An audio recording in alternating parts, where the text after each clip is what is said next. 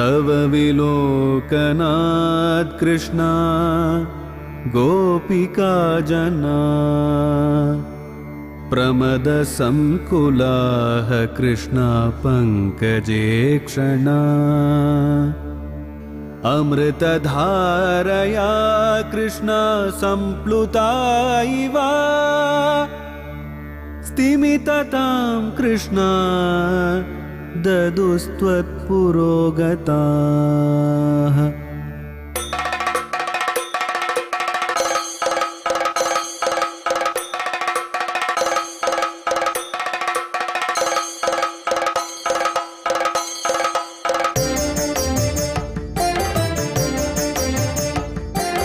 குருவாயூரப்பனா கோகுலத்து மன்னனா குழந்தையாக கோலம் தரும் மாமாய வண்ணனாம் நாராயணீயமெனும் நல்விருந்தின் நாதனாம் நாமரசத்தேனினிமை கூட்டுகின்ற ஆயனாம் நாராயணா ஸ்ரீமன் நாராயணா ஹரிநாராயணா ஸ்ரீமன் நாராயணா நாராயணா ஸ்ரீமன் நாராயணா நாராயண பட்டதிரி உருகும் பரமனா நலம் தரும் நாராயணீயம் அருள் வழங்குமே தினம் நம்மை காக்குமே.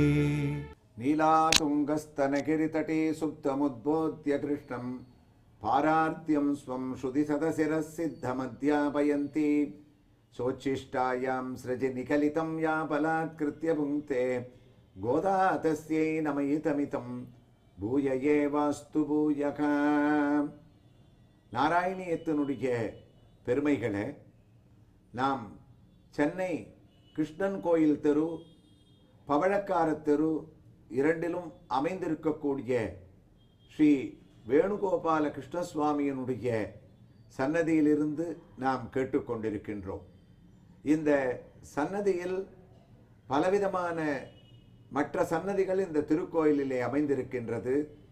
சற்றே நாம் வளவர ஆரம்பித்தோமே ஆனால் இங்கு தாயார் ருக்மிணி தாயாராக தனியாக இங்கு சன்னதியில் அமர்ந்த திருக்கோலத்தில் அமர்ந்து கொண்டு ஒரு திருக்கையிலே தாமரை பூவை தாங்கிக் கொண்டு நமக்கு அனுகிரகம் செய்யக்கூடிய மற்றொரு திவ்ய ஹஸ்தத்துடன் ருக்மிணி தனித்தாயாராக இங்கு எழுந்தருளி இருக்கின்றார். அந்த தாயாருடைய சன்னதியை தரிசித்து நாம் வெளியே வந்தால் பொய்கை ஆழ்வார் முதற்கொண்டு அனைத்து ஆழ்வார்களும் இங்கு கம்பீரமாக எழுந்தருளி இருக்கின்றார்கள். அது மட்டுமா, ஆச்சாரிய சிரேஷ்டர்கள் மணவாள மாமுனிகள் இங்கு அழகாக காட்சி தருகின்றார். இன்றோ திருவாடி பூரம், எமக்காக வன்றோ ஆண்டாள் அவதரித்தாள் என்று எந்த கோதையை புகழ்ந்தாரோ அவரும், பெரும்போதூர் மாமுனிக்கு பின்னானால் வாழியே என்று எந்த கோதை பிராட்டி தன்னுடைய தமையனாக பாஷ்யக்காரரை அரவணைத்தாளோ அந்த பாஷ்யக்காரரான ராமானுஜருடைய சன்னதியையும் நாம் தரிசித்து கொண்டு இங்கு வெளியே வந்தாள் அழகான சுதர்ஷ்ணாழ்வார். பிரதிபடஸ்ரேணி பீஷண ஜனிபதஸ்தான தாரண ஜகதவஸ்தான காரண நிகில துஷ்கர்ம கர்சன நிகம சத்தர்ம தரிசன ஜெய ஜெய ஸ்ரீ சுதர்சன ஜெய ஜெய ஸ்ரீ சுதர்சனா என்று ஒரு பக்கம் சுதர்ஷ்ணாழ்வானாகவும் மற்றொரு பக்கம் யோக நரசிம்மனாகவும் நமக்கு காட்சியளிக்கக்கூடிய எம்பெருமானை வலம் வந்து நாம் இப்போது தரிசித்துக் கொண்டிருக்கக்கூடிய ஆண்டாள் நாச்சியார் கோதை பிராட்டியினுடைய திவ்ய தரிசனத்தை அடைகின்றோம். நேற்று நாம் குருவாயூரில் மஞ்சுளாவானவள் எவ்வாறு புஷ்ப கைங்கரியம் செய்தால் என்பதை நாம் சிரவணம் செய்தோம். அதற்கு பொருத்தமாக இந்த திருக்கோயிலிலே பாமாலையாலும் பூமாலையாலும் சூடிக் கொடுத்த சுடர்கொடியாக விளங்கிய அவளுடைய இந்த சன்னதியிலிருந்து கண்ணனுடைய காவியமான குருவாயூரப்பனுடைய பெருமையான நாராயணியத்தை நாம் கூறும்போது நாம் மட்டுமல்லாமல் ஆண்டாள் நாச்சியாரும் அன்றோ இங்கு குதூகலத்துடன் கண்ணனுடைய பெருமையை இந்த திருக்கோயிலிலே கேட்டுக்கொண்டிருக்கின்றாள். நாராயணியத்திற்கு வருவோம். நாம் அந்த கருடனை தரிசித்துவிட்டு நாம் நேற்று கூறிய ஆலமரத்தை பிரதட்சணம் செய்து சற்றே கிழக்கு நடையிலே பகவானுடைய திவ்ய தரிசனம் எப்போது கிடைக்கும் என்று பக்தி பரவசத்துடன் நாம் உள்ளே நுழைகின்றோம். குருவாயூர் க்ஷேத்திரத்தில் ஒரு அற்புதம்.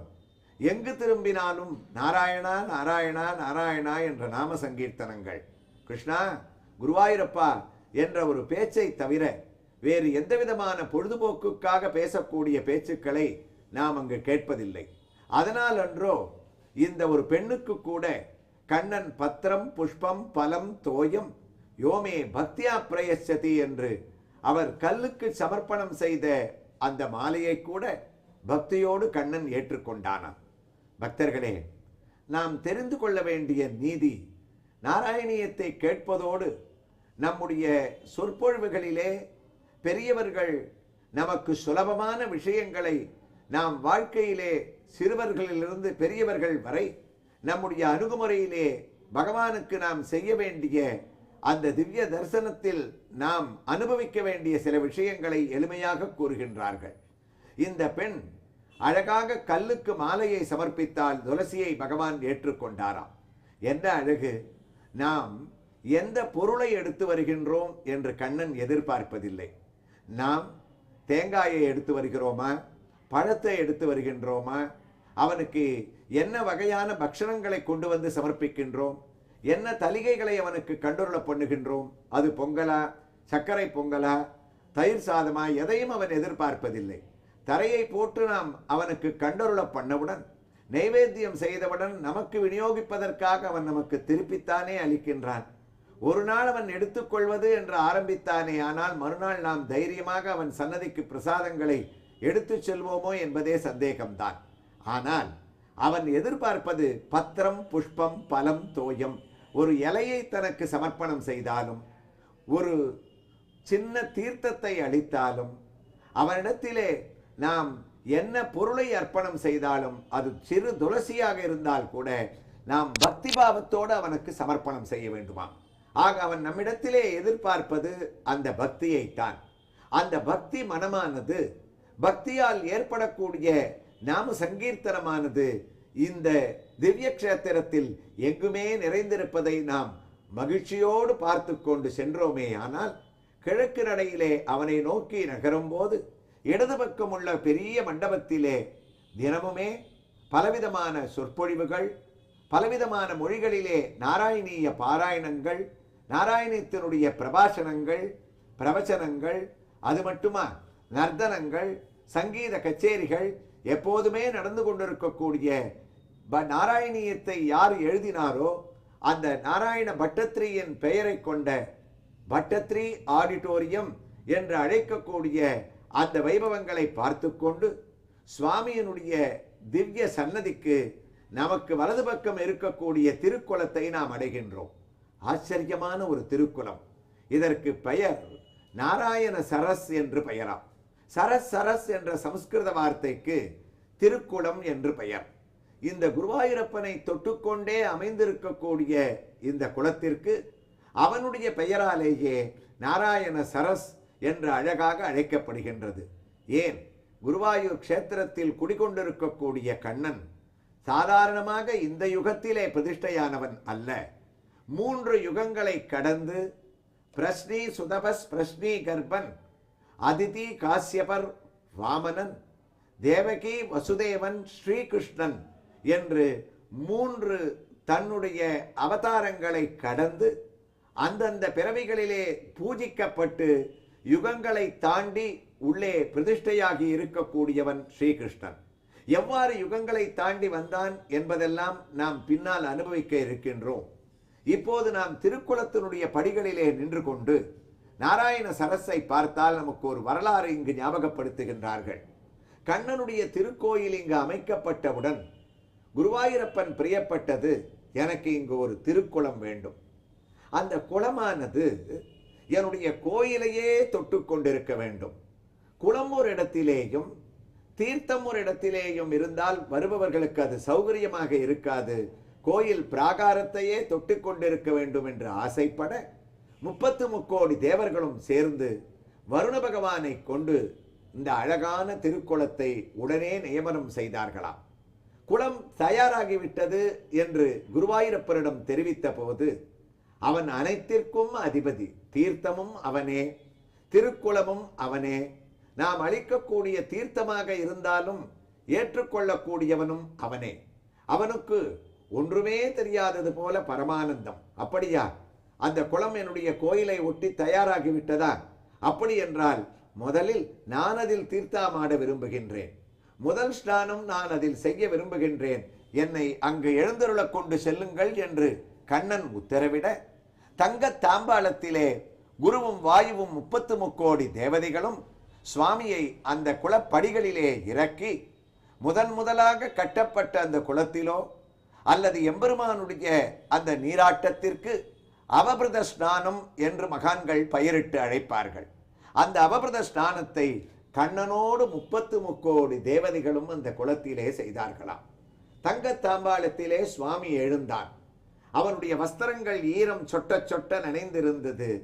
அப்போது உடுத்து களைந்தனின் பீதகவாடை உடுத்து கலந்ததுண்டு என்ற ஆழ்வாருடைய பாசுரங்கள் நம்முடைய நினைவிற்கு கண்ணனை திருக்குளத்திலே நீராட்டு வைபவத்தோடு பார்க்கும்போது தோன்றுகின்றது. எழுந்த கண்ணனை தேவதைகள் கோயிலுக்குள் மீண்டும் எழுந்தருளச் செல்ல வேண்டுமோ? அதுதான் இல்லை. தேவதைகள் குளப்படியிலே நின்று கொண்டு பிரார்த்தித்தார்களாம். கண்ணா, உன்னுடைய ஆசையினால் ஏற்பட்ட குலம் இது.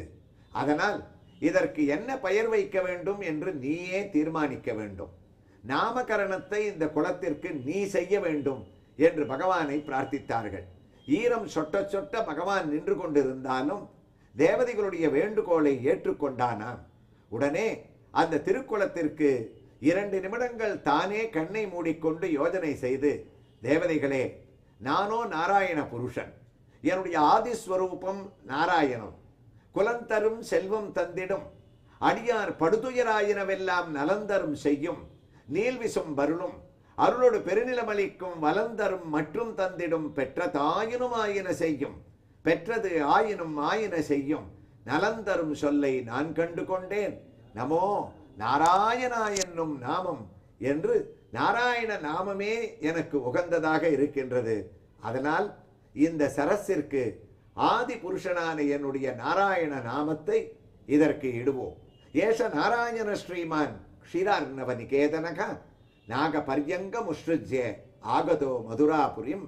அந்த ஆண்டாள் நாச்சியாரானவள் எந்த ஒரு நீராட்டு வைபவத்திற்காக நீராட போதுவீர் போதுமினோ என்று கோபிகைகளை அழைத்து கொண்டு பக்தியாகிய கிருஷ்ண சம்ஸ்லேஷமாகிய திருப்பாவையில் நீராட்டம் நீராட்டம் என்று கடைசியில் அவனை சரணாகதி செய்து ஈடுபட்டாளோ, அந்த ஆண்டாள் நாச்சியார் தான் நீராட்டத்தை அனுபவித்தாளோ இல்லையோ, எந்த நாச்சியாருடைய சன்னதியிலிருந்து இந்த திவ்ய சரித்திரத்தை நாம் கேட்டுக்கொண்டிருக்கின்றோமோ அந்த பகவான் குருவாயூர் திருக்குளத்தில் ஆனந்தமாக தன்னுடைய நீராட்டத்தை முடித்துவிட்டு நான் இதற்கு பெயர் வைக்கிறேன் என்று தன்னுடைய ஆதி மூலமான நாராயணனுடைய பெயரை இந்த குளத்திற்கு சேர்த்து நாராயண சரஸ் என்று பெயரிட்டானாம். நாராயண சரஸ் என்று சொன்னாலே நாம் செய்த பாவங்களை எல்லாம் போக்கக்கூடிய ஒரு திருக்குளம்.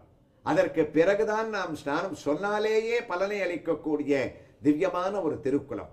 அதனால் பக்தர்களே, நாம் நலம் தரும் நாராயணியம் நிகழ்ச்சியில் நாம் நாராயணியத்தை தொடங்குவதற்கு முன் விரிவாக இந்த தலத்திலே இருக்கக்கூடிய பல பெருமைகளை எதற்காக எடுத்து சொல்லுகின்றோம் என்றால், நம்முடைய நோக்கம் நாம் குருவாயூருக்கு செல்லும் போது அங்கு என்னென்ன பெருமைகளை நாம் இந்த ஒரு நிகழ்ச்சி மூலமாக கேட்டோம், எந்த பக்திபாவத்தோடு நாம் இங்கே இருக்க வேண்டும் என்று நினைவில் கொள்வதற்காக நாம் விரைவாக கேட்டுக்கொண்டிருக்கின்றோம். அந்த வகையிலே குருவாயூருக்கு சென்றால் நாம் ஏதோ ஒரு காட்டேஜில் ரூம் எடுத்துக்கொண்டு ஹீட்டரை போட்டு வெந்நீரில் குளித்தால் பிரயோஜனமே கிடையாது. நாம் ஸ்நானம் செய்ய வேண்டிய இடம் இந்த நாராயண சரஸ். கங்கையும் புனிதமான இந்த திருக்குளத்தில் நாம் மூழ்கி நீராடினால் குருவாயூரப்பனுடைய சரீர சம்பந்தம், அவனுடைய நீராட்டம் நடந்திருப்பதால் நாம் செய்த பாவங்கள் அனைத்தையும் சுவாமி கலைந்து விடுகிறான் என்ற ஒரு புண்ணிய நதியில் ஸ்நானம் செய்த ஒரு பெரிய பேற்றை நாம் அடைந்து குளத்திலிருந்து வெளியே வந்து கோயிலை நோக்கி உன்னிகிருஷ்ணனை தரிசனம் செய்ய கிளம்புவோமா? பக்தர்களுக்கு ஒரு அறிவிப்பு. இந்த ஏப்ரல் மாதம் 22ஆம் தேதி புதன்கிழமை முதல் 26ஆம் தேதி ஞாயிற்றுக்கிழமை வரை சென்னை தாம்பரத்தில் அமைந்துள்ள வள்ளுவர் குருகுலம் பள்ளியில் ஆஸ்திக சமாஜம் மூலமாக நானும் எனது சகோதரி பெருந்தேவியும் சொல்லக்கூடிய ஸ்ரீமத் ராமாயண உபன்யாசம் உள்ளது. அவரவர்கள் கலந்து கொண்டு ராமனுடைய அருளை பெற பிரார்த்திக்கின்றோம். நாராயணா ஸ்ரீமன் நாராயணா, ஹரி நாராயணா ஸ்ரீமன் நாராயணா.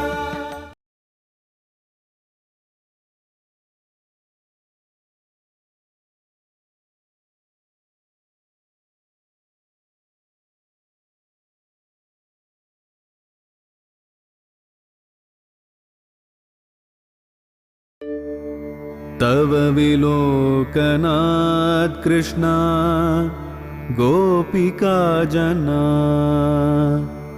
प्रमदसंकुलाः कृष्णा पङ्कजे क्षणा,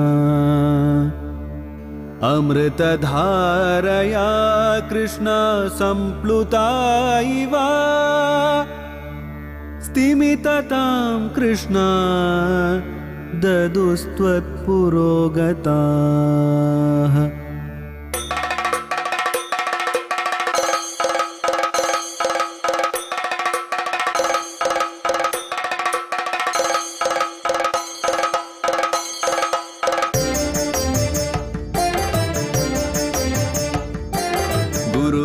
குருவாயூரப்பனாம் கோகுலத்து மன்னனாம், குழந்தையாக கோலம் தரும் மாமாய வண்ணனாம், நாராயணீயமெனும் நல்விருந்தின் நாதனாம், நாமரசத்தேனினிமை கூட்டுகின்ற ஆயனாம். நாராயணா ஸ்ரீமன் நாராயணா, ஹரி நாராயணா ஸ்ரீமன் நாராயணா, நாராயணா ஸ்ரீமன் நாராயணா, நாராயண பட்டதிரி உருகும் பரமனாம், நலம் தரும் நாராயணீயம் அருள் வழங்குமே, தினம் நம்மை காக்குமே.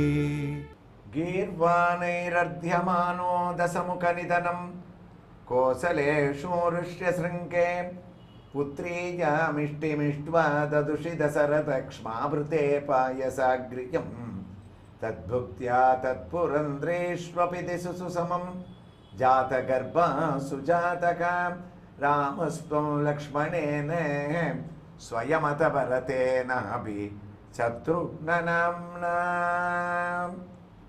ஸ்ரீ வேணுகோபால கிருஷ்ணசுவாமியினுடைய திருக்கோயிலிலிருந்து நாம் தொடர்ந்து நாராயணியத்தை சிரவணம் செய்து வருகின்றோம். இந்த திருக்கோயில் சென்னை பவழக்கார தெரு, முத்தையால்பேட்டை, கிருஷ்ணன் கோயில் தெரு சந்திக்கக்கூடிய இடத்தில் 700 ஆண்டுகளுக்கு மேல் பழமை வாய்ந்த ஒரு திருக்கோயில். இங்கு இருக்கக்கூடிய தாயார் சன்னதி, சக்கரத்தாழ்வார், ஆழ்வார் ஆச்சாரியர்கள், கோதை பிராட்டியான ஆண்டாளை தரிசித்தால் நமக்கு அடுத்ததாக இருக்கக்கூடிய ஒரு சன்னதி இப்போது நாம் தரிசித்துக் கொண்டிருக்கக்கூடிய ஸ்ரீராமச்சந்திரமூர்த்தி. ராமநவமியை கடந்து வந்த நாம் ஸ்ரீராமனை இந்த சித்திரை மாதத்தில் தரிசிப்பது நாம் செய்த அனைத்து பாவங்களையும் போக்க வல்லதாகும். நன்மையும் செல்வமும் நாளும் நல்குமே, திண்மையும் பாவமும் சிதைந்து தேயுமே என்ற ஒரு திருக்கோலத்துடன் ஒரு பக்கம் சீதை, மற்றொரு பக்கம் லக்ஷ்மண சுவாமி, பக்த ஆஞ்சநேயனாக அனுமான் இவர்களுடைய திவ்ய தரிசனத்தை எப்போதுமே அடைந்து கொண்டு காத்து கொண்டிருக்கக்கூடிய திருக்கோலத்தோடு இந்த திருக்கோயிலிலே ராமர் சன்னதியை நோக்கியவாறே 2 அனுமனுடைய சன்னதிகளும் பிரத்யேகமாக, அதாவது தனியாக அமைந்திருக்கின்றது. ஒருவர் பக்த ஆஞ்சநேயராக இருக்கின்றார், மற்றொருவர் அந்த சஞ்சீவி மலையை தான் தாங்கிக் கொண்டிருக்கக்கூடிய சஞ்சீவி ஹனுமானாக நமக்கு இங்கு எழுந்தருளி இருக்கின்றார். வெண்ணைக்காப்பு சாத்தி இந்த சஞ்சீவி ஹனுமானை வழிபட்டால் அவர்கள் நினைத்த காரியங்கள் நடக்கும் என்ற ஒரு பிரார்த்தனையும் இங்கு பக்த ஜனங்கள் அனுஷ்டிக்கிறார்கள். இந்த ஸ்ரீராமச்சந்திரமூர்த்தி சத்தியத்தின் இருப்பிடமாக வாழ்ந்த அந்த மூர்த்தியிடத்தில் கண்ணனுடைய திவ்ய சரித்திரத்தை ராமன் பரம குதூகலத்துடன் கேட்கக்கூடிய ஒரு திவ்ய தரிசனத்துடன் நாமும் 2 பூர்ண அவதாரங்களை மனதில் சிந்தித்துக் கொண்டே நாராயணியத்திற்குள் நுழைவோம். குருவாயூர் கஷேத்திரத்தில் அந்த நாராயண சரஸ் என்று பகவான் நாமமிட்டு அவன் கர்ப்ப கிரகத்திலே குடிகொண்டான். அந்த சுவாமியை திவ்ய தரிசனம் செய்வதற்காக நாம் அந்த கிழக்கு நடை வழியாக உள்ளே நுழைகின்றோம். இந்த திருக்கோயிலுடைய அமைப்பு ஆச்சரியமான ஒரு அமைப்பு. நாம் கிழக்கு நடையில் தெருவில் வெளியில் இருந்தவாறே நாம் பகவானை தரிசிக்க வேண்டும் என்று கையை கூப்பி நம்முடைய கண்களை நேரே செலுத்தினால் கூட குருவாயூர் கர்ப்ப கிரகம் சிறிய கிரகம், அதனுள்ளே இருக்கக்கூடிய சுவாமி 1.5 அடி ரூபமாக சிறிய உருவத்தோடு இருப்பவன். அவன் முழுவதும் நமக்கு தரிசனம் அளிக்கக்கூடிய அளவிற்கு தான் கோயிலுக்குள் வர முடியாவிட்டால் கூட வீதியில் இருந்தவாறே கிழக்கு நடையில் இருந்தவாறே அவர்கள் தன்னை கூப்பிடும் போது தொலைதூரத்திலிருந்து அவர்களுக்கு தரிசனத்தை அளிக்கக்கூடிய கருணை வள்ளலாக குருவாயூரப்பன் இருக்கின்றான்.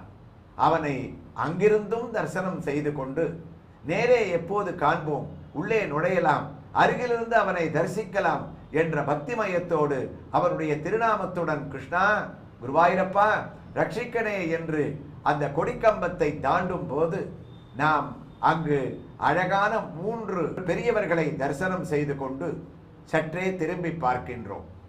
இந்த சுவாமியினுடைய கொடிக்கம்பத்திற்கு முன்னால் 2 பெரிய திண்ணைகள். ஒரு பக்கம் இருக்கக்கூடிய திண்ணையில்தான் இன்றும் குருவாயூரப்பனுடைய தேவஸ்தானத்தினுடைய அந்த கோயில் நிர்வாகத்தினுடைய அந்த அலுவலகமானது இயங்கி வருகின்றது. இந்த இடத்திலே அழகான ஒரு கதையை கூறுவார்கள். முன்பெல்லாம் இந்த தேவஸ்தான அலுவலகத்திற்கு மேல் இருக்கக்கூடிய கம்பத்திலே ஒரு 5-6 கொம்பு முளைத்த தேங்காய்களை அப்போது கட்டி வைத்திருந்தார்கள். இப்போது அந்த தேங்காய்கள் பராமரிப்புக்காக உக்ரானத்திலே, அதாவது திருமடப்பள்ளியிலே கட்டப்பட்டிருக்கின்றதாம். உள்ளே அப்பனை தரிசனம் செய்ய வந்த நமக்கு அனாவசியமான இந்த கொம்பு முளைத்த தேங்காய் இங்கிருக்கின்றது அங்கிருக்கின்றது என்ற சிந்தனைகள் எல்லாம் நமக்கு எதற்கு என்று தோன்றுகிறதா? இந்த தேங்காய்க்கு பின் குருவாயூரப்பனுடைய மகிமை அடங்கிய ஒரு பெரிய கதையை நாம் அதை நினைத்து கொண்டு உள்ளே நுழைய வேண்டும் என்று சொல்லுகின்றார்கள். திருச்சூருக்கு பக்கத்திலே கிருஷ்ணனுடைய திருநாமத்தை கொண்ட ஒரு பெரியவர் மிகவும் ஆசையுடன் தன்னுடைய வீட்டிலே ஒரு 5-6 தென்னங்கன்றுகளை நட்டாராம். அவ்வாறு நடும்போது அவர் ஒரு பிரார்த்தனை செய்து கொண்டார். கிருஷ்ணா, இந்த தென்னங்கன்றுகள் எவ்வளவு சீக்கிரம் முடியுமோ பெரிய மரமாக வளர்ந்து அதிலே காய்க்கக்கூடிய முதல் தேங்காய்களை நான் என்னுடைய உபயோகத்திற்காக எடுத்துக்கொள்ள மாட்டேன். ஒன்னால் வளர்ந்த தேங்காய்கள் உன்னுடைய பிரார்த்தனைக்கு செலுத்த வேண்டியவை, அவைகளை பத்திரமாக ஒரு மூட்டையில் எடுத்து வந்து நான் உன்னுடைய சன்னிதானத்திலே சமர்ப்பணம் செய்கின்றேன் என்று வேண்டிக் கொண்டாராம். என்னை ஆச்சரியம்! குருவாயூரப்பனுடைய திரு அனுகிரகத்தால் சாதாரணமாக வளர வேண்டிய காலகட்டத்தை விட அந்த தென்னை மரமானது வேகமாக வளர்ந்து கூடிய சீக்கிரமே அதிலே ஒரு 25-30 தேங்காய்கள் காய்த்ததாம். இந்த பக்தரோ பிரார்த்தனையை மறக்கவில்லை. உடனே அவற்றை பறித்தார், ஒரு மூட்டையாக கட்டிக்கொண்டார். அந்த காலத்திலே போக்குவரத்து வசதிகள் கிடையாது. நாம் குருவாயூரை அடைய வேண்டும் என்றால் திருச்சூருக்கு செல்ல வேண்டும். திருச்சூரிலிருந்து இப்போதும் நாம் ஏதாவது ஒரு வாகனம் மூலமாக செல்லலாம். இப்போது திருச்சூருக்கு பக்கத்தில் இருக்கக்கூடிய இந்த சுவாமிக்கு குருவாயூர் ஸ்டேஷன் என்று ரயில் மார்க்கம் மூலமாகவும் சமீப காலத்திலே வசதி வந்துள்ளது. ஆனால் அப்போதெல்லாம் போக்குவரத்து வசதியும் கிடையாது. இந்த பக்தர் ஒரு மாட்டு வண்டியை பூட்டிக் கொண்டு இரவு 10 மணிக்கு தன்னுடைய வேலைகளை முடித்து கொண்டு 40 கிலோமீட்டர் தானே, காலையில் நிர்மால்ய தரிசனத்திற்கு 3 மணிக்கு கோவில் திறப்பார்கள். அதற்குள் நாம் சென்று நாராயண சரசிலே நீராடிவிட்டு நம்முடைய தேங்காய்களை, குருவாயூரப்பனுக்கு சொந்தமான தேங்காய்களை அவனிடத்திலே ஒப்படைப்போம் என்று தீர்மானம் செய்து கொண்டு திருச்சூரிலிருந்து மாட்டு வண்டியிலே தேங்காய் மூட்டையை ஏற்றிக்கொண்டு வந்து கொண்டிருக்கின்றார். அடர்ந்த காடு. பாதி வரி வரும்போது திடீரென்று திருடர்கள் நடு வழியிலே அந்த வண்டியை சூழ்ந்து கொண்டார்களாம். இவரை மிரட்டி கீழே இறக்கினார்கள். உன்னிடத்திலே இருக்க வேண்டிய எல்லாவற்றையும் எடு, இல்லாவிட்டால் உன்னை கொன்று விடுவோம் என்று மிரட்டினார்களாம். இவர் சொன்னார், அப்பா, நான் குருவாயூரப்பனை தரிசனம் செய்து கொண்டிருக்கின்றேன். அவனுக்கு சமர்ப்பணம் செய்ய வேண்டிய உண்டியல் பணம், அது தவிர எனக்கு என்னிடத்தில் வேறு ஒன்றும் கிடையாது, என்னை விட்டுவிடுங்கள் தான். உடனே அந்த திருடர்கள் கூறினார்கள், அதோ பெரிய மூட்டையை வண்டியிலே வைத்துக்கொண்டு என்னிடத்தில் ஒண்ணுமே இல்லை என்று ஒரு பொய்யை கூறுகிறாயே, அந்த மூட்டையை இறக்கு என்று அவர்கள் அதட்டினார்கள். உடனே இந்த பெரியவர், அப்பா, இது என்னுடைய மூட்டையாக இருந்தால் நான் கொடுத்து விடுவேன். உள்ளே இருப்பதும் பெரிய வஸ்து ஒன்றுமல்ல. நீங்கள் நினைப்பது போன்ற தங்க ஆபரணங்களோ பண பொக்கிஷமோ இல்லை. 25-30 தேங்காய்கள் இருக்கும். அந்த தேங்காய்களையும் உங்களுக்கு நான் கொடுத்து விடுவேன், எனக்கு தேவையில்லை. ஆனால் அது பிரார்த்தனை தேங்காய்கள், குருவாயூரப்பனுக்கு சொந்தமானவை. காலை நிர்மால்யத்திற்குள் நான் அதை கொண்டு அவனிடத்திலே சேர்ப்பிக்க வேண்டும். என்னுடைய வஸ்து அல்ல, இந்த தேங்காய்கள் குருவாயூரப்பனை சேர்ந்த தேங்காய்கள் என்று கூறினார். உடனே திருடர்கள் ஏளனமாக சிரித்தார்களாம். என்னையா இது வேடிக்கையாக இருக்கின்றது? தேங்காயில் உன்னுடைய தேங்காய், என்னுடைய தேங்காய், குருவாயூரப்பனுடைய தேங்காய் என்று ஏதாவது பிரத்யேகமாக இருக்கின்றதா? இந்த பக்தர்கள் கூறினார், ஆமாம், இது குருவாயூரப்பனுடைய தேங்காய் தான். உடனே அந்த திருடர்கள் சிரித்து கொண்டே, அது என்ன குருவாயூரப்பனுடைய தேங்காய்னா கொம்பா முளைச்சிருக்கும், அதுக்கு மாத்திரம் தனியா அப்படி என்ன ஒரு விசேஷம், எடுங்கடா அந்த மூட்டையை அப்படின்னு அந்த குருவாயூரப்பனுக்காக சொந்தமாக எடுத்துக்கொள்ளக்கூடிய தேங்காயினுடைய மூட்டையை கத்தியால் எடுத்தார்கள். அந்த தேங்காயை கொட்டினார்கள். அப்போது என்ன ஆச்சரியம், மூட்டையிலிருந்து விழுந்த ஒவ்வொரு தேங்காயிலும் அந்த தேங்காய் 2 கொம்புகள் முளைத்து கொண்டே தேங்காய் கீழே விழுந்ததாம். திருடர்கள் குருவாயூரப்பனுடைய மகிமையை நினைத்து பயந்து ஓடியே விட்டார்கள். இவரும் கண்ணீர் மல்க, கண்ணா, என்னே உன்னுடைய கருணை என்று அந்த வண்டியை ஓட்டிக்கொண்டு அந்த கொம்பு முளைத்த தேங்காயினுடைய விவரங்களை தேவஸ்தானத்தில் தெரிவித்து பகவான் கண்ணனுக்கு அதை அர்ப்பணம் செய்தார்கள். அதனால் பல காலம் அந்த தேவஸ்தான ஆபீஸுக்கு மேலேயே அந்த மண்டபத்தில் வருபவர்களுடைய ஒரு பார்வைக்கு கொம்பு முளைத்த அத்தனை தேங்காய்களையும் கட்டி வைத்திருந்தார்கள். இப்போது அது உக்ரான அறைக்கு மாற்றப்பட்டு உள்ளது.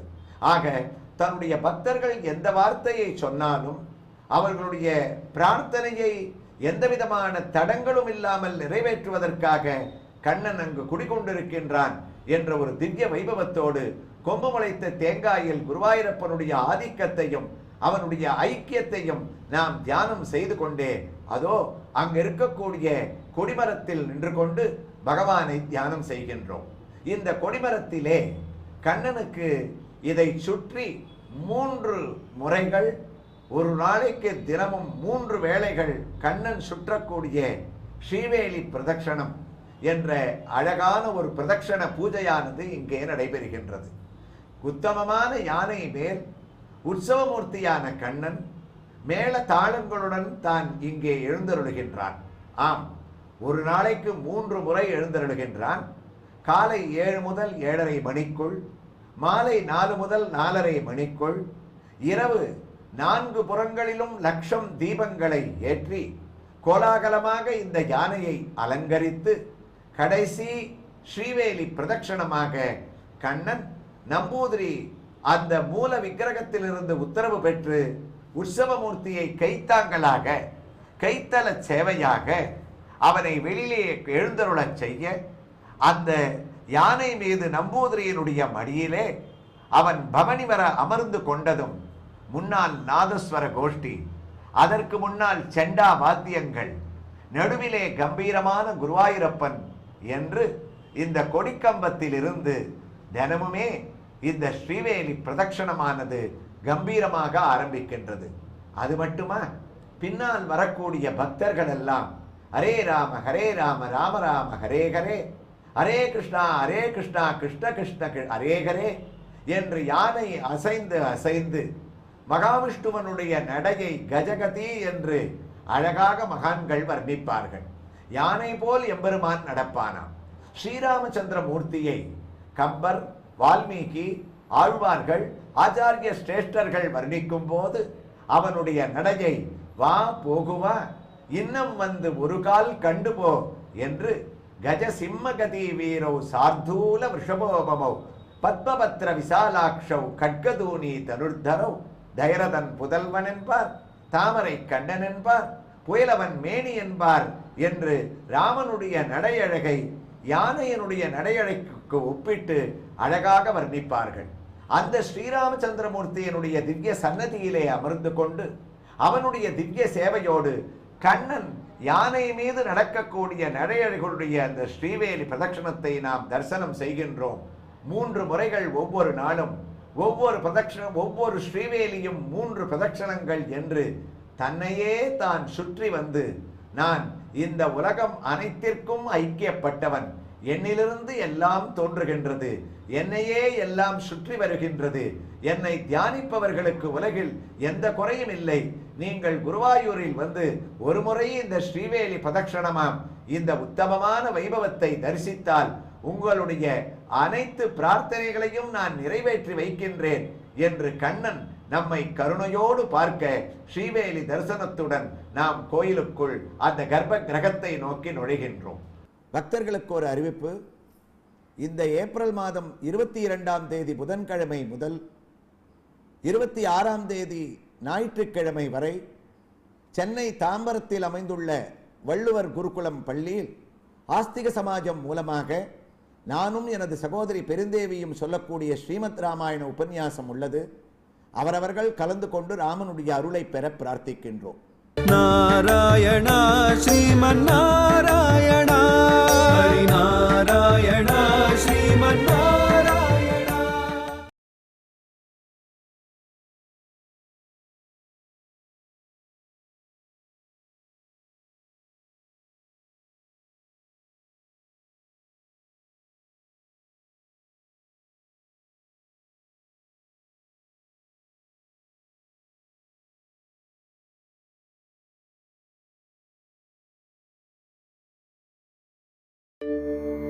तव विलोकनात् कृष्णा गोपिका जना, प्रमद संकुलाः कृष्णा पंकजे क्षणा, अमृतधारया कृष्णा संप्लुता इव, स्तिमिततां कृष्णा ददुस्त्वत्पुरोगताः.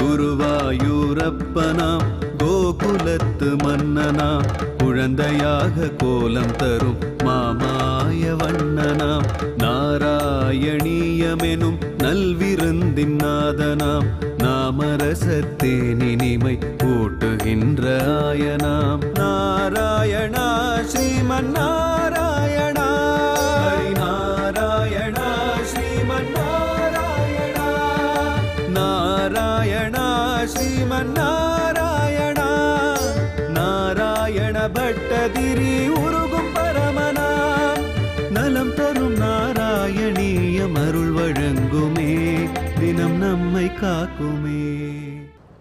கிருஷ்ணாய வாசுதேவாய தேவகீ நந்தனாய ச நந்தகோபகுமாராய கோவிந்தாய நமோ நமக. நம பங்கஜநாபாய நம பங்கஜமாலினே நம பங்கஜநேத்ராய நமஸ்தே பங்கஜாங்கிரயே. நாராயணியத்தினுடைய பெருமைகளை, குருவாயூர் க்ஷேத்திரத்தினுடைய மகிமைகளை தொடர்ந்து ஸ்ரவணம் செய்து கொண்டிருக்கக்கூடிய நாம் சென்னை பவழக்கார தெரு முத்தையால்பேட்டை கிருஷ்ணன் கோயில் தெருவில் எழுந்தருளி வரப்பிரசாதியாக நமக்கு அனுக்கிரகம் செய்து கொண்டிருக்கக்கூடிய ஸ்ரீ வேணுகோபால கிருஷ்ணசுவாமியினுடைய சன்னதியிலிருந்து தொடர்ந்து நாம் நாராயணியத்தை ஸ்ரவணம் செய்து கொண்டிருக்கின்றோம். ஆகா, அழகான திவ்ய தரிசனம். உற்சவமூர்த்தியானவர் நன்கு அலங்கரிக்கப்பட்டு உயர்ந்த பூமாலைகளுடன் சர்வ ஆபரணங்களுடன் வரதகஸ்தத்தாலும் மற்றொரு திருக்கையான அபயகஸ்தத்தை நமக்கு காண்பித்து கொண்டு கண்ணனான என்னை சரணடைந்தவர்களுக்கு எந்தவிதமான குறையும் இல்லை என்று காட்டக்கூடிய திருக்கோலத்தில் ஒரு பக்கம் உற்சவமூர்த்தியான இந்த சுவாமி கண்ணன் என்ற திருநாமத்துடன் இங்கு உற்சவராக அலங்கரிக்கப்பட்டு ஸ்ரீதேவி பூதேவி சமேதனாக பகவான் இங்கு காட்சியளிக்கின்றான். மூலவர் வேணுகோபாலன் கிருஷ்ணசுவாமி, உற்சவரோ ஸ்ரீகிருஷ்ணன். அந்த ஸ்ரீகிருஷ்ணனுக்கு அழகாக சிறிய சிறு நாச்சியார்கள் ஸ்ரீதேவி பூதேவி அதற்கு பக்கத்தில் நாம் தரிசனம் செய்து கொண்டிருப்பது இங்கு பிரத்யேகமாக அமைந்திருக்கக்கூடிய ருக்மிணி தாயாருடைய உற்சவமூர்த்தியை நாம் தரிசிக்கின்றோம். ருக்மிணி தாயாரும் அழகான திருமாங்கல்யங்கள், திவ்ய ஆபரணங்கள் இவற்றை சார்த்தி கொண்டு நம்மை அழைத்து அபயஹஸ்தத்துடனும் வரதஹஸ்தத்துடனும் நமக்கு திவ்ய சேவையை வாரி தன்னுடைய கருணையோடு ஐஸ்வர்யத்தையும் அளிக்கக்கூடிய திவ்யமான வைபவம். இந்த தாயாருடைய திருச்சன்னதியிலே இங்கு யாருக்காவது விவாகமாகவில்லை என்றால் கல்யாணம் நடக்க வேண்டியவர்கள் அவர்களுடைய ஜாதகத்தை வைத்து இங்கு அர்ச்சனை செய்யும் போது அந்த திருக்கல்யாணமானது உடனே இங்கு ஏற்பாடாடுகின்றது என்ற ஒரு பெரிய நம்பிக்கையானது இங்கே இருக்கின்றது. இந்த திவ்ய சுவாமியினுடைய இந்த உற்சவமூர்த்தியினுடைய அலங்காரங்களை நாம் தரிசித்து கொண்டிருக்கக்கூடிய சமயத்தில் நாம் நினைவு வைத்துக் கொள்ளக்கூடியது ஒன்று. இன்றைய தினம் அதாவது 23ஆம் தேதி இங்கு பிரம்மோற்சவமானது காலை ஆரம்பிக்கப்பட்டு நேற்று துஜாரோகத்துடன் ஆரம்பிக்கப்பட்ட பிரம்மோற்சவத்தில் இன்று அம்சவாகனத்திலும் இரவு சிம்ம வாகனத்திலும் பகவான் காட்சியளிக்க இருக்கின்றார். நாளை காலை பகவானுக்கு இங்கே திவ்யமான கருட சேவையானது நடக்க இருக்கின்றது. இந்த உற்சவமூர்த்தி கண்ணனாக இங்கு நாராயணியத்தை சிரவணம் செய்து கொண்டிருக்கின்றான். என்ன பொருத்தம்? நாராயணியத்தை அந்த கண்ணன் குருவாயூரப்பனாக அங்கு தலையசைத்து கேட்டான். நமக்கோ பவழக்கார தெருவிலே இருக்கக்கூடிய உற்சவமூர்த்தியான கண்ணன் நாராயணியத்தின் இந்த பகுதியை தன்னுடைய பிரம்மோற்சவத்தின் குதூகலத்தோடு தானும் ஆனந்தத்தோடு கேட்க, கண்ணுக்கு திவ்ய தரிசனத்தோடும் காதுக்கு இனிமையான நலம் தரும் நாராயணியத்தோடும் நாமெல்லாம் பாக்கியசாலிகள் என்றோ சொல்ல வேண்டும். நாராயணியத்தை நாம் சிந்தித்தோமேயானால் கொம்பு முளைத்த தேங்காயினுடைய பெருமையை அறிந்து ஸ்ரீவேலி வரக்கூடிய சுவாமியினுடைய நாம சங்கீர்த்தனத்துடன் கொடிக்கம்பத்திலே பகவானுடைய திவ்ய சன்னதிக்கு நுழைவதற்காக நாம் காத்து கொண்டிருக்கின்றோம். அதற்கு வலது பக்கம் சற்றே நோக்கினோமேயானால் நமக்கு வினோதமான ஒரு காட்சி, எந்த ஆலயத்திலேயும் நாம் பார்க்காத ஒரு காட்சி குருவாயூர் கஷேத்திரத்தில். அது என்ன? ஒரு பெரிய வெண்கல உருளையானது வைக்கப்பட்டுள்ளது. அந்த வெண்கல உருளையிலே பல அழகான குந்து மணிகள் சிறு சிறு மணிகளாக ஆயிரக்கணக்கிலே அங்கு பரப்பப்பட்டு இருக்கின்றது. அந்த குந்துமணிகள் பரப்பி வைக்கப்பட்டிருக்கின்றது.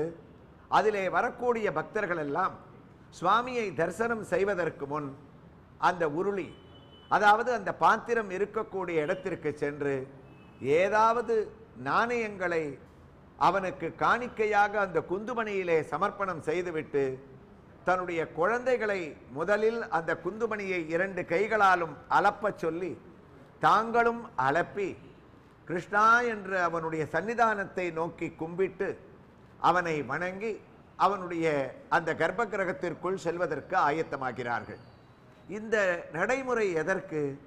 மகாவிஷ்ணுவனுடைய சன்னதியிலே ஒரு குந்துமணி எதற்கு? நாணயத்தை பரப்பி எதற்காக எல்லாரும் அதை அலப்பிக்கொண்டு அப்புறம் உள்ளே செல்கிறார்கள்? இந்த கேள்வியெல்லாம் நாம் மனக்கண்ணால் இந்த ஒரு காட்சியை நினைக்கும் போது நமக்கு நினைவுக்கு வருகின்றது. இதற்கு பின்னால் ஒரு திவ்யமான குருவாயூரப்பனின் மகிமை மற்றொன்று உள்ளடங்கிய அழகான ஒரு சரித்திரத்தை இங்கு இருக்கக்கூடிய மேல்சாந்தி நமக்கு கூறினார். அதாவது இந்த குந்துமணியை இங்கு வரவழைத்ததே பரம ஏழையான ஒரு 92 வயது முதிர்ந்த மூதாட்டி, அவளுடைய பக்திக்காக இது ஏற்பட்டதாம். அது என்ன கதை? எல்லாம் குருவாயூரப்பனுடைய அனுகிரகம் தானே. குருவாயூரில் வாழ்ந்த 92 வயது நிரம்பிய தள்ளாத ஒரு மூதாட்டி, கிட்டத்தட்ட ராமாயண காவியத்தில் வந்த சபரியை நாம் நினைவு கொள்ளலாம். அவள் ராமனிடத்திலே பக்தி கொண்டவள் சபரி, இவளோ கண்ணனிடத்திலே பக்தி கொண்டவள். குருவாயூர் க்ஷேத்திரத்திலே பல ஆண்டுகளாக வாழ்ந்து வருபவள். ஆனால் இவளுக்கு ஏழ்மையான நிலை. இவளுடைய மனதிலே இருக்கக்கூடிய ஆசை, ஏதாவது ஒன்றை தினமும் குருவாயூரப்பனுக்கு நாம் சமர்ப்பணம் செய்ய வேண்டும், சிறிய வஸ்துவாக இருந்தாலும் பரவாயில்லை என்று சமர்ப்பணம் செய்வதற்காக அவர்கள் யோசித்து கொண்டிருக்கும் போது இந்த வயதானவள் அந்த சிந்தனையோடே அங்கு இருக்கக்கூடிய நாராயண சரஸில் தினமும் குளிப்பாளாம். தன்னுடைய ஸ்நானத்தை முடித்துவிட்டு கிழக்கு நடையில் வெளியில் இருந்தவாறே நாம் சுவாமியை தரிசனம் செய்யலாம் என்று குறிப்பிட்டோம் அல்லவா? அந்த சுவாமியை தரிசனம் செய்யக்கூடிய அந்த கிழக்கு நடையின் கோயிலுடைய வெளி தெருவிலே நின்று கொண்டு கிருஷ்ணா என்று கையை கூப்பி தன்னுடைய கையிலே குளத்திலிருந்து கோவிலுக்கு வருவதற்குள் என்ன கிடைத்ததோ அதை சமர்ப்பணம் செய்வாளாம். ஒரு சிறிய பழம் இருந்தால் அதை சமர்ப்பணம் செய்வாள். ஒரு பூ கிடைத்தால் அதை சமர்ப்பணம் செய்வாள். என்ன கிடைத்தாலும் இவளுக்கு காசு கொடுத்து வாங்குவதற்கு வசதி இல்லை. பரம ஏழை, தன்னுடைய ஜீவனத்தையே கோயிலிலே கொடுக்கக்கூடிய ஊட்டுச்சோறு என்று சொல்லக்கூடிய அந்த கண்ணனுடைய பிரசாதத்தை தினமும் சாப்பிட்டு காலத்தை கழிப்பவள்.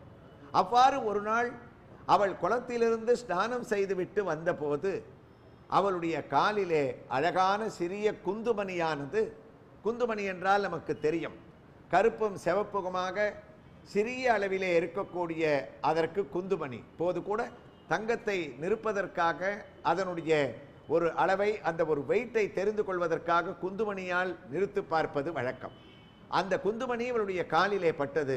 அதை எடுத்தால், கண்ணா, இதை இன்றைக்கு உனக்கு சர்ப்பணம் செய்கின்றேன், இதையே உனக்கு அர்ப்பணமாக அளிக்கின்றேன் என்று அதை கிழக்கு நடையிலே தரையிலே வைத்துவிட்டு கிருஷ்ணார்ப்பணம் என்று சொல்லிவிட்டு நகர்ந்து விட்டாள். இது அவளுடைய தினசரி வாடிக்கை. எது கிடைத்ததோ அதை வைத்துவிட்டு நகர்வது. அன்றைய தினம் குருவாயூரில் ஒரு பெரிய விசேஷமாம். அதாவது அந்த ஊருக்கு ராஜாவாக இருப்பவர் ஆனையிருத்தி கலபம் என்ற ஒரு பூஜையை செய்ய இருக்கின்றார். அதற்கு என்ன ஒரு பொருள் என்றால், அவர் குருவாயூரப்பனுடைய சன்னதிக்காக ஒரு யானையை தானமாக கொடுப்பதற்காக தீர்மானம் பண்ண தினம்.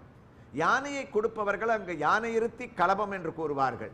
அதாவது கண்ணனை முழுவாக அந்த சந்தன காப்பில் அலங்காரம் செய்து யானையை ஜோடித்து யானையை ஊர்வலமாக 4 மாடவீதிகளிலும் பல உயர்ந்த வஸ்திரங்களை போர்த்தி மேல தாளங்களுடன் அதை அழைத்து வந்து இந்த கிழக்கு நடையிலே எந்த இடத்தில் இந்த மூதாட்டி குந்துமணியை வைத்தாலோ அந்த இடத்திலே நிற்க வைத்து யானையை தானமாக கொடுப்பது என்பது அங்கு இருக்கக்கூடிய ஒரு சம்பிரதாயமான ஒரு வழக்கம். ஆனால் அந்த யானையை அழைத்து வரும்போது அந்த தானம் செய்யக்கூடிய இடத்திலே இருக்கக்கூடிய குந்துமணியை அங்கு இருப்பவர்கள் யாரும் கவனிக்கவில்லை. அப்போது இந்த யானையானது அந்த குந்துமணியை மிதித்து விட்டதாம். இந்த மிதித்த மிதியில் யானை மிதித்தால் குந்துமணி என்ன ஆகும்? பொடி பொடியாகிவிட்டது. யானையை உள்ளே அழைத்து சென்று பூஜைக்காக அழைத்து சென்றார்கள்.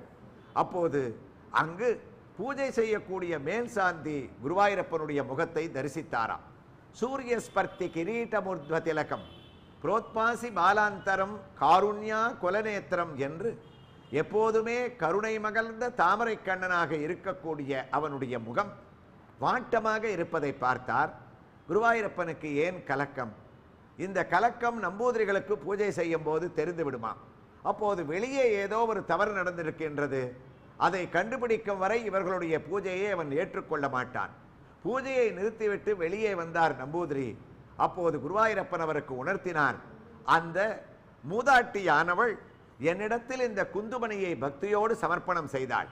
சமர்ப்பணம் செய்ததோடு மட்டுமல்லாமல் அதை தூக்கி எனக்கு சன்னதிக்கு நேராக காட்டி, இது மாத்திரமே கிட்டியுள்ளு கிருஷ்ணா, நாராயணா என்ற பிரத்யக்ஷ தெய்வமே ஸ்வீகரிக்கன்னே என்று மலையாளத்தில், கிருஷ்ணா எனக்கு கிடைத்தது இதுதான், தயவு செய்து அன்பாக நான் இதை சமர்ப்பணம் செய்து கொள்வதை நீ எடுத்துக்கொள் என்று பக்தியோடு அவள் சமர்ப்பிப்பதை இந்த யானை மிதித்து விட்டதே, அதனால் இந்த யானை கூட எனக்கு தேவையில்லை என்று பகவான் நிராகரித்து விட்டாராம்.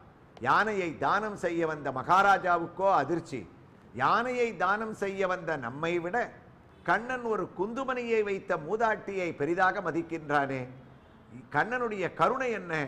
உடனே இதற்கு தேவ பிரஷ்னம் என்று அந்த சன்னதியிலே பார்ப்பது வழக்கம். யாராவது ஒரு ஜோசியரை வரவழைத்து இதற்கு என்ன பரிகாரம் செய்வது? குருவாயூரப்பனுடைய கோபம் அடங்கி இந்த யானையை அவர் ஏற்றுக்கொள்வதற்கு உண்டான வழிமுறைதான் என்ன? அப்போது அந்த தேவ பிரஷ்னத்தில் அதற்கு ஒரு விடை கிடைத்தது. இந்த மகாராஜா பெரிய வெண்கல உருளையில் எந்த அளவுக்கு முடியுமோ அந்த அளவுக்கு இதே போன்ற குந்துமணிகளை வாங்கி அதை சன்னதிற்கு முன்னால் வைத்து தான் நாணயங்களை சமர்ப்பணம் செய்து தன்னுடைய கையால் கண்ணன் 8வது பிறவியாக பிறந்ததால் அஷ்டமி திதியிலே இவன் வளர ஆரம்பித்ததால் 8 முறை அதை அலப்பி அலப்பி அவன் தானமாக செய்தானே. ஆனால் இதை ஏற்றுக்கொள்வதாக கண்ணன் அந்த பரிகாரத்திலே கூறினான். மகாராஜா மகிழ்ச்சியுடன் பெரிய வெண்கல உருளையை வாங்கி அதில் ஆயிரக்கணக்கில் குந்துமணிகளை நிரப்பி யானைக்கு முன்னால் அதை வைத்து நாணயங்களை சமர்ப்பணம் செய்து அதை அலர்ப்பி அலர்ப்பி பகவானுக்கு தானமாக கொடுத்தானாம். குந்துமணியோடு அவன் கொடுத்த யானையையும் கண்ணன் பரமானந்தத்தோடு ஏற்றுக்கொண்டான். அப்போது கண்ணனுடைய திருக்குறளானது அசிரீரியாக குருவாயூர் கோயிலுக்குள்ளே ஒலித்ததாம். இந்த மகாராஜா அர்ப்பணம் செய்த இந்த ஒரு உருளையும் குந்துமணியையும் இன்றோடு நீங்கள் இந்த இடத்திலிருந்து அகற்ற வேண்டாம். நாம் குருவாயூர் க்ஷேத்திரத்தில் வரப்பிரசாதியான கடவுளாக குடிகொண்டிருக்கும் வரை இந்த பாத்திரமும் குந்துமணியும் இங்கேயே இருக்கட்டும். யார் குருவாயூருக்கு வந்தாலும் நாராயண சரஸில் குளித்து என்னை தரிசனம் செய்வதற்காக கர்ப்பகிரகத்தை நோக்கி நுழையும் முன் கொடிக்கம்பத்திற்கு பக்கத்தில் இந்த உருளையை வைக்கட்டும். என்னை தரிசனம் செய்ய வருமுன் இந்த குந்துமணிகளிலே தங்களால் முடிந்த நாணயங்களை சமர்ப்பித்து இதை 8 முறை அலப்பிவிட்டு வந்தால் அவர்கள் செய்த பாவங்களை போக்குகின்றேன். அது மட்டுமல்ல, அவர்கள் தாங்கள் எடுத்து வரக்கூடிய சிறிய குழந்தையை முதலில் அந்த குழந்தையினுடைய பிஞ்சு கையில் நாணயங்களை கொடுத்து குழந்தை கையால் அலப்பச் சொன்னால் அதற்கு நல்ல படிப்பை தருகின்றேன், ஐஸ்வர்யங்களை அளிக்கின்றேன் என்று சிறிய குந்துமணியாக இருந்தால் கூட இதற்கு பின்னால் குருவாயூரப்பனுடைய மகிமை அடங்கிய பெரிய திவ்ய சரித்திரம் இருக்கின்றதே என்று நாமும் நாணயங்களுடன் 8 முறை அந்த குந்துமணியை அலப்பிவிட்டு மானசீகமாக அஷ்டமியில் அவதரித்த கண்ணனை தரிசிக்க உள்ளே நுழைவோமா? நாராயணா ஸ்ரீமன் நாராயணா, ஹரி நாராயணா ஸ்ரீமன் நாராயணா.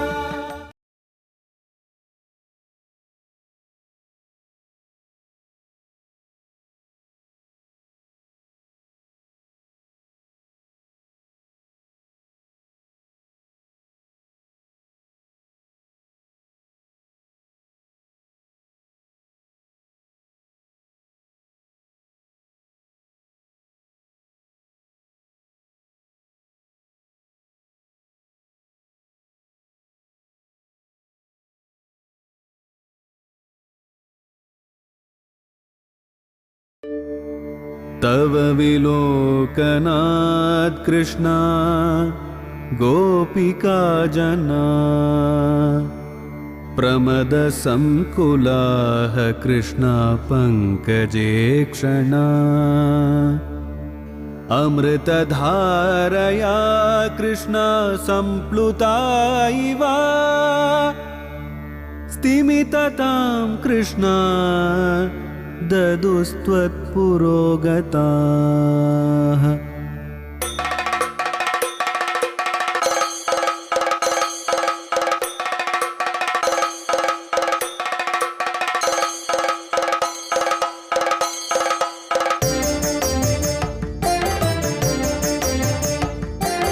குருவாயூரப்பனா கோகுலத்து மன்னனா குழந்தையாக கோலம் தரும் மாமாய வண்ணனாம் நாராயணீயமெனும் நல்விருந்தின் நாதனாம் நாமரசத்தேன் இனிமை கூட்டுகின்ற ஆயனாம் நாராயணா ஸ்ரீமன் நாராயணா, ஹரி நாராயணா ஸ்ரீமன் நாராயணா, நாராயணா ஸ்ரீமன் நாராயணா. நாராயண பட்டதிரி உருகும் பரமனா நலம் தரும் நாராயணீயம் அருள் வழங்குமே தினம் நம்மை காக்குமே.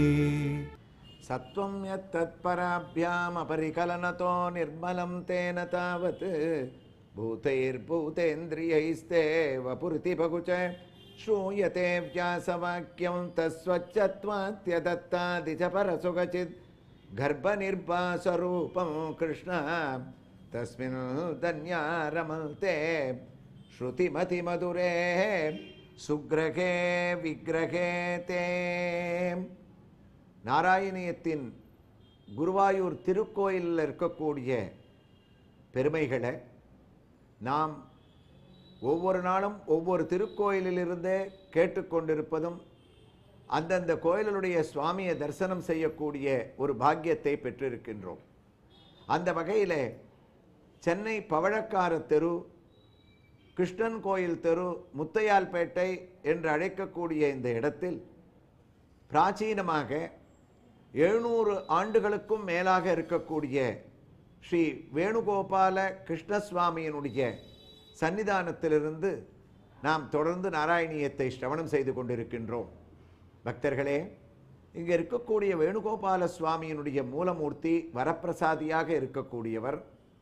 யார் யார்களுக்கெல்லாம் சந்தான பாக்கியம், குழந்தை பேர் இல்லையோ அவர்கள் அந்த கணவன் மனைவி இருவருடைய ஜாதகங்களை இங்கு வைத்து அர்ச்சனை செய்யும் போது ஒரு வருடத்தில் அவர்களுக்கு புத்திர பிராப்தியானது ஏற்படுகிறது என்று பிரார்த்தனையாக இங்கு இருக்கக்கூடிய நம்பிக்கை என்று அர்ச்சக சுவாமிகள் இங்கே கூறுகின்றார்கள்.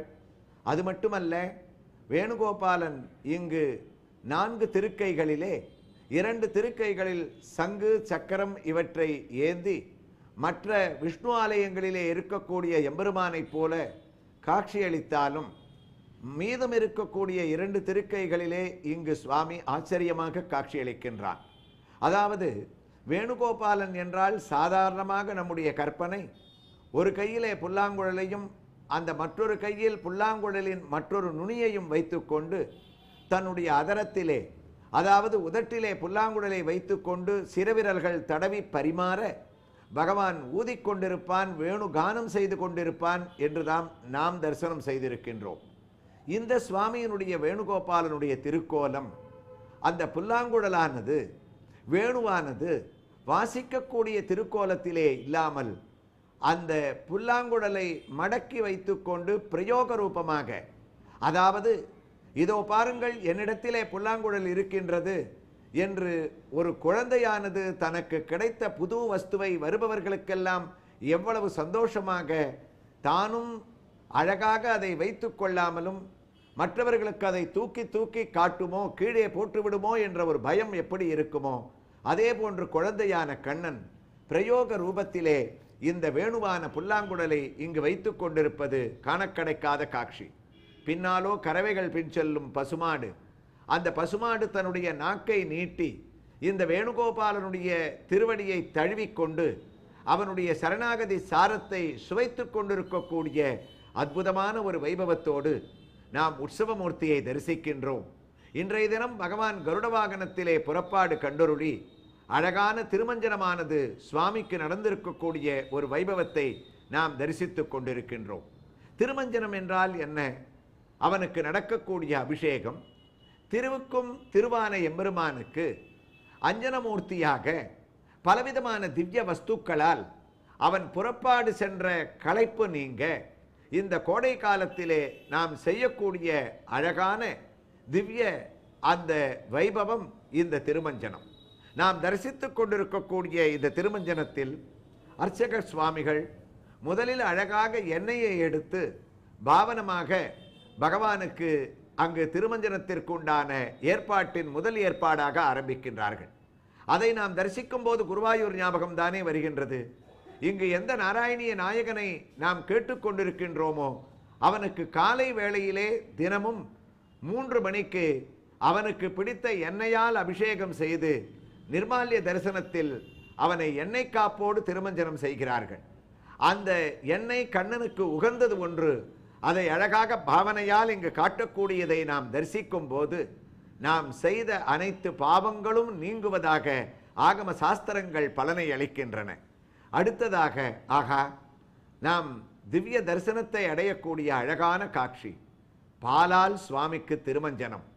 பகவானை, கண்ணனை பால்வடியும் முகம் நினைந்து நினைந்து என் உள்ளம் பரவசமாகுதே என்று மகான்கள் ஆனந்த களிப்பில் அவனுடைய முகத்தையே பாலாக வர்ணித்து அவனுடைய பால் முகம் வழியக்கூடியது அவனுடைய கருணை என்று கையிலே ஏந்தக்கூடிய இந்த வேணுகோபாலனுக்கு இவன் உற்சவமூர்த்தியான கண்ணன் என்ற திருநாமத்துடன் இங்கு காட்சியளிப்பதால் இவனுக்கு நடக்கக்கூடிய இந்த ஒரு பாலபிஷேகம்.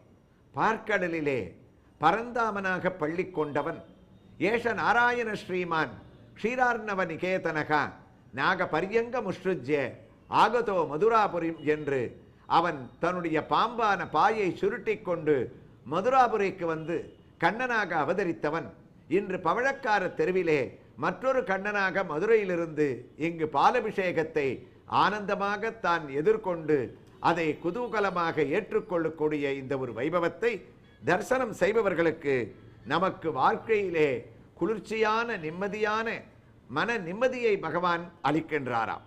தயிரால் சுவாமிக்கு அபிஷேகத்தை நாம் இப்போது தரிசனம் செய்கின்றோம். அந்த தயிரானது கண்ணன் உகந்த தயிர். கரந்தனர் பாலும் தயிரும் கடைந்துரி மேல் வைத்த வெண்ணெய் பிறந்ததுவே முதலாக பெற்றறியேன் எம்பிரானே என்று ஆழ்வார் மங்களாசாசனம் இந்த திருமஞ்சன வேளையிலே இந்த திருமஞ்சனத்தை இந்த ஸ்நானத்தை நடத்துவதற்கு தினமுமே யசோதை பிராட்டி எவ்வாறெல்லாம் சிரமப்பட்டாள் என்று யசோதை பாவத்திலே வர்ணிக்கின்றாள். நாமும் நந்தகோபர் யசோதை பாவத்திலே அவனுடைய தயிர் திருமஞ்சனத்தை தரிசிக்கின்றோம்.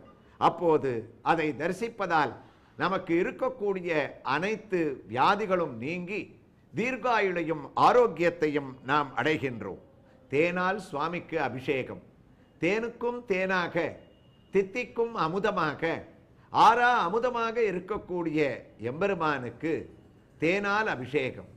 தேனியானது நல்ல விஷயத்தை கிரகித்து தேனாக மலலிலிருந்து விஷத்தை விட்டு நமக்கு தேனை அளிக்கின்றது. எம்பெருமான் தேனபிஷேகத்தை நடத்தி கொண்டு பவழக்கார தெரு கண்ணன் நமக்கு எதை உணர்த்துகின்றான்? வாழ்க்கையிலே நீங்கள் இருக்கக்கூடிய நல்ல சம்பவங்களை மட்டும் எடுத்துக்கொள்ளுங்கள். உங்களுடைய வாழ்க்கையை தேன் போன்று இனிமையாக நீங்கள் மாற்றிக்கொள்ளுங்கள் என்று இந்த திவ்ய தரிசனத்தை அடையக்கூடிய கலைஞர்களுக்கு கண்ணன் தேனபிஷேகத்தை தரிசனம் செய்தால் நல்ல குரல் வளத்தையும், மழலை பேசக்கூடிய குழந்தைகளுக்கு சிறிய வயதிலேயே நல்ல பேச்சையும் அளிக்கக்கூடிய பலனை அளிக்கின்றானாம். தொடர்ந்து இளநீர் அபிஷேகத்தை தரிசிக்கின்றோம். கோடை காலத்திலே குளிர்ச்சியாக எம்பெருமானுக்கு அவன் குளிர்ச்சிக்கு குளிர்ச்சியை ஊட்டக்கூடிய இளநீரை நாம் தரிசிப்பதால் நாம் நினைத்த காரியத்தை கண்ணன் நம் பக்கத்திலே நின்று கொண்டு நடத்தி வைக்கின்றான். மஞ்சளிலே இவனுக்கு அபிஷேகம். மஞ்சளும் செங்கழி நீரும் வாசிகையும் கலந்த அற்புதமான திவ்ய திருமஞ்சனம். அந்த கண்ணனை ஸ்நானம் செய்து வைக்கும் போது அங்கு இருக்கக்கூடிய கோபிகைமார்கள் கண்ணன் அவனுடைய முதுகிலே இந்த மஞ்சளை தேய்த்து நம்முடைய மஞ்சள் பற்றுகின்றதா என்று பார்ப்பார்களாம். அவ்வாறு அவர்களுக்கு முதுகை நீட்டிய எம்பெருமான் தன் சரீரத்தையே இங்கு கண்ணனாக மஞ்சள் அபிஷேகத்திற்கு அளித்துக் கொண்டிருக்கக்கூடிய இதை பெண்கள் தரிசித்தால் அவர்களுக்கு விவாக பிராப்தம், கல்யாணமானது கண்டிப்பாக தொலைக்காட்சி மூலமாகவே இந்த ஒரு அபிஷேகத்தை தரிசிக்கக்கூடிய பெண்களுக்கும் இந்த பலனானது கண்டிப்பாக கிட்டும். பூர்த்தியிலே அர்ச்சக பெருமக்கள் சந்தனத்தால் எந்த குருவாயூரிலே எந்த சந்தனத்தை கண்ணன் கலப பிரசாதமாக நமக்கு அளிக்கின்றானோ, எவனுக்கு தினமும் மாலை வேளைகளிலே 4:30 முதல் இரவு நடை சார்த்தும் வரை சந்தனத்தால் அவனுக்கு கோவர்தன திருக்கோலம், காளிங்கரர்தன திருக்கோலம் என்று அவனை அலங்கரிக்கின்றார்களோ, அந்த கண்ணனின் மறுவுருவமான பவழக்கார தெரு கண்ணனுக்கும் இவனுக்கு உகந்த கலபாபிஷேகம், சந்தனாபிஷேகம். அந்த சந்தனாபிஷேகத்தை பூர்த்தி செய்து அழகாக தட்டு திருமஞ்சனங்கள் இங்கு அந்த சந்தனமானது அவனுடைய திருமேனியிலே கீழே இறங்கும் வரை உயர்ந்த தட்டை மேலே பிடித்தவாறு வேத புருஷசுக்த கோஷங்களோடு நடக்கக்கூடிய இந்த திவ்ய திருமஞ்சனத்தை நாம் தரிசித்துக் கொண்டே நலம் தரும் நாராயணீயத்தில் குருவாயூரப்பனுடைய கொடிக்கம்பத்தின் கீழ் நிற்கின்றோம். அந்த குந்துமணிகளை அலப்புவதால் ஏற்பட்ட ஒரு சரித்திரத்தை நாம் கேட்டோம். இங்கு இருப்பவர்கள் கூறுகிறார்கள், இந்த குந்துமணியில் குருவாயூரப்பன் மற்றொரு பெரிய மகிமையை நடத்தினானாம். குருவாயூரிலே இருக்கக்கூடிய சில சிறுவர்கள் தினமுமே அவர்களுக்கு ஒரு வழக்கம், அவர்கள் ஏதாவது சாப்பிட வேண்டும் என்றால் முக்கியமாக அவர்களுக்கு தேவை வாழைப்பழம்.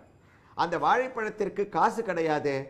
கோயிலுக்குள் வந்து இந்த குந்துமணியை அலப்புவது போல அலப்பி அதற்குள்ளே இருக்கக்கூடிய நாணயங்களை எல்லாம் எடுத்து சென்று விடுவார்களாம். ஒரு 6 பழங்களை வாங்கினார்கள் என்றால் 3 பழங்கள் தங்களுக்கும், கோயிலுக்குள் வந்து குருவாயூரப்பனுக்கு 3 பழங்களை சமர்ப்பணம் செய்துவிட்டு சென்று விடுவார்கள். ஒரு நாள் இவர்கள் நாணயங்களை குந்துமணியிலிருந்து எடுக்கும் போது தேவஸ்தான திண்ணையில் உட்கார்ந்திருந்த அந்த மேனேஜர், அந்த அதிகாரி இதை பார்த்துவிட்டு கீழே இறங்கி வந்து, இந்த குந்துமணியிலே இருக்கக்கூடிய நாணயங்களையா திருடுகிறீர்கள் என்று இவர்களை பிடித்து விட்டார். ஐயா, வாழைப்பழத்திற்காக திருடினோம், குருவாயூரப்பனுக்கு பழம் கொடுக்கிறீர்கள், எங்களுக்கு பழம் கொடுக்க மாட்டீர்களா? இது ஒரு தவறா? குருவாயூரப்பன் தவறாக எடுத்துக்கொள்ள மாட்டான், எங்களை விட்டுவிடுங்கள் என்று சொன்னாலும் அந்த அதிகாரியோ, இவ்வளவு திமிராக பேசுவதற்கு உங்களுக்கு எங்கிருந்து தைரியம் வந்தது? அப்போது உச்ச பூஜை என்று சொல்லக்கூடிய உச்சிவேளை பூஜை ஆரம்பிக்கக்கூடிய சமயம். நடையை சார்த்தினால் 1 மணி நேரம் கதவை திறக்க மாட்டார்கள். இந்த அதிகாரி இந்த குழந்தைகளுக்கு ஒரு தண்டனை அளித்தாராம். நீங்கள் கையை பின்னால் கட்டிவிடுகிறேன். இந்த கோயில் பிராகாரத்தை சுற்றி உச்சி பூஜை திறக்கும் வரை ஓடிக்கொண்டே இருக்க வேண்டும். திறந்தவுடன் கண்ணனிடம் உங்களை அழைத்து கொண்டு மன்னிப்பு கோருகின்றேன், நீங்கள் செல்லலாம் என்று ஒரு தண்டனையை கொடுத்தார். நல்ல வெயில், குழந்தைகளுக்கோ சிறு வயது. ஒரு முறை ஓடிவிட்டு வந்த உடனேயே அங்கு அவர்களுக்கு கலக்கம். அங்கு இருக்கக்கூடிய பக்தர்கள் அந்த அதிகாரியிடம் வேண்டிக் கொண்டார்கள், குழந்தைகள் ஏதோ தெரியாமல் செய்து விட்டார்கள், இதற்காக இவ்வளவு பெரிய தண்டனையா, விட்டுவிடுங்கள் என்றார்கள். அவர் ஒற்றுக்கொள்வதாக இல்லை. அப்போது கர்ப்ப கிரகத்திற்குள் பூஜை செய்து கொண்டிருந்த மேல்சாந்தியிடம் குருவாயூரப்பன் சொன்னானாம், மேல்சாந்தி அவர்களே, 2 நிமிடம் எனக்கு பூஜை செய்வதாக நீங்கள் பாவனை செய்து கொண்டே இருங்கள், கதவை திறக்க வேண்டாம், எனக்கு வெளியிலே ஒரு காரியம் இருக்கின்றது, நான் அதை முடித்துவிட்டு வந்து விடுகிறேன் என்று கர்ப்ப கிரகத்திலிருந்து சுவாமி வெளியே வந்து விட்டார். மேல்சாந்திக்கோ ஒன்றும் புரியவில்லை. திடீரென்று குருவாயூரப்பன் என்ன காரியமாக வெளியே சென்று கொண்டிருப்பான்? அவன் என்ன செய்தான்? இந்த தண்டனையை பெற்றுக்கொண்டு ஓடக்கூடிய சிறுவர்களுடன் தானும் பின்னால் கையை கட்டிக்கொண்டு குருவாயூர் பிராகாரத்தை சுற்றி ஓட ஆரம்பித்தானாம். திடீரென்று ஒரு குழந்தை தலையில் கிரீடத்துடன் கழுத்தில் ஆபரணங்களுடன் புல்லாங்குழலை சொருகிக் கொண்டு மயில் தோகையை சரி செய்து கொண்டு இதுவும் ஓடுகின்றதே என்று அந்த ஒரு பரவசத்துடன் அந்த குழந்தையினுடைய ஒரு கடாட்சத்தை பார்த்த பாகவதோத்தமர்கள் பூஜைக்காக கதவு திறந்து கண்ணனை தரிசிக்க நின்ற அனைவரும் இந்த குழந்தை பின்னாலேயே ஓட ஆரம்பித்தார்கள். மேல் சாந்திக்கோ மணி 12:30 ஆகிவிட்டதே, கதவு திறக்க வேண்டிய நேரமாயிற்றே, கண்ணனை காணுமே காணுமே, எங்கு சென்றிருப்பான் என்று நினைக்கும் போது வெளியே ஒரே கூக்குரல். என்ன நடந்தது என்று தெரியவில்லையே என்று இவர் வெளியே வந்து கதவை மூடிக்கொண்டு வந்து பார்த்தால் பிராகாரத்தில் கண்ணனும் ஓடிக்கொண்டிருக்கின்றான், பக்தர்களும் ஓடிக்கொண்டிருக்கின்றார்கள். ஆடி ஆடி அகம் கரையக்கூடிய அற்புதமான பாவம் அங்கே நடந்து கொண்டிருக்கின்றது. மேல்சாந்தி கண்ணனை நிறுத்தினார். கண்ணா, நீ எதற்காக ஓடுகின்றாய்? குருவாயூரப்பனுடைய கருணை. அவர் கூறினார், குந்துமணியிலே இருக்கக்கூடிய நாணயங்களை எடுத்து தினமுமே அவர்கள் வாங்கக்கூடிய பழங்களில் பாதி பழத்தை எனக்கு அளித்து விடுவார்கள், அதனால் அதை நானும் எடுத்துக் கொண்டிருக்கின்றேன்.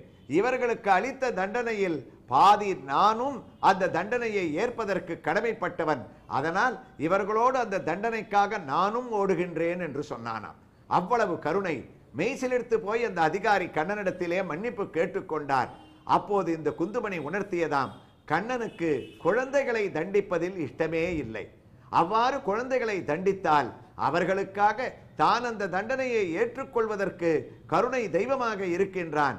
ஏனென்றால் அவன் அப்பன் அப்பன் என்று கூப்பிடக்கூடிய குருவாயூரப்பன் நம் வீட்டு குழந்தை போல அங்கே அழைக்கக்கூடிய ஒரு தெய்வம்.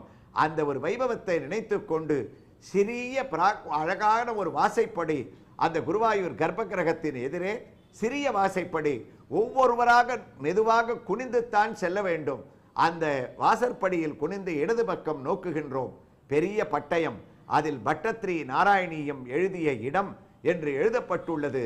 அந்த நாராயணியம், அந்த இடத்தில் பட்டத்ரி எவ்வாறு எழுதினார், எவ்வாறு தொடங்கினார், அதனுடைய காரணம் என்ன என்று பட்டத்ரி மண்டபத்தை தொட்டுக்கொண்டே வரக்கூடிய பகுதிகளிலே நாம் சிரவணம் செய்வோம். இந்த ஒரு சிந்தனையுடன் பவழக்கார தெருவில் உள்ள வேணுகோபால கிருஷ்ணசுவாமியிடம் நாம் விடைபெற்று கொண்டு அவருடைய அருளுடன் மற்றொரு கிருஷ்ணனுடைய திவ்ய சன்னதியில் அவனுடைய தரிசனத்துடன் நாராயணியத்தை தொடர்ந்து கேட்போம். நாராயணா ஸ்ரீமன் நாராயணா, ஹரி நாராயணா ஸ்ரீமன் நாராயணா.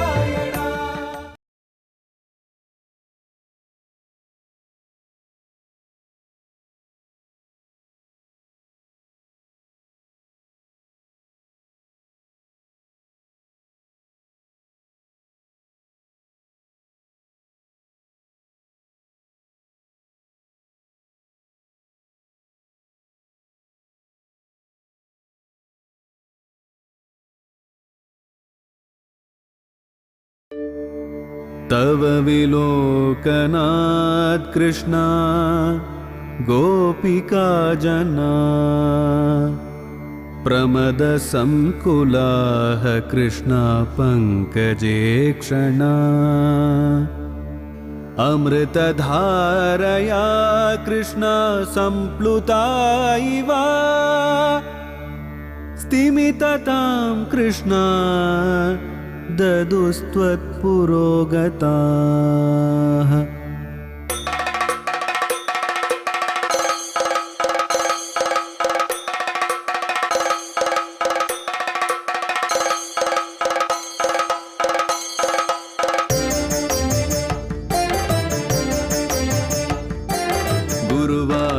குமரப்பனாம் கோகுலத்து மன்னனாம் குழந்தையாக கோலம் தரும் மாமாய வண்ணனாம் நாராயணீயமெனும் நல்விருந்தின் நாதனாம் நாமரசத்தேனினிமை கூட்டுகின்ற ஆயனாம் நாராயணா ஸ்ரீமன் நாராயணா ஹரிநாராயணா ஸ்ரீமன் நாராயணா நாராயணா ஸ்ரீமன் நாராயணா நாராயண பட்டதிரி உருகும் பரமனாம் நலம் தரும் நாராயணீயம் அருள் வழங்குமே தினம் நம்மை காக்குமே சாந்திரானந்தாவபோதாத்மகமனுபமிதம் காலதேசாவதிभ्यம் நிர்முக்தம் நித்யமுக்தம் நிகமசதசகஸ்ரேன நிர்பாஸ்யமானம் அஸ்பஷ்டம் திருஷ்டமாத்ரே புனருரு புருஷார்த்தாத்மகம் பிரம்ம தத்துவம் தத்தாவத்பாதி சாக்ஷாத் கிருஷ்ணா குருபவனபுரே ஹந்தபாக்யம் ஜனானாம்.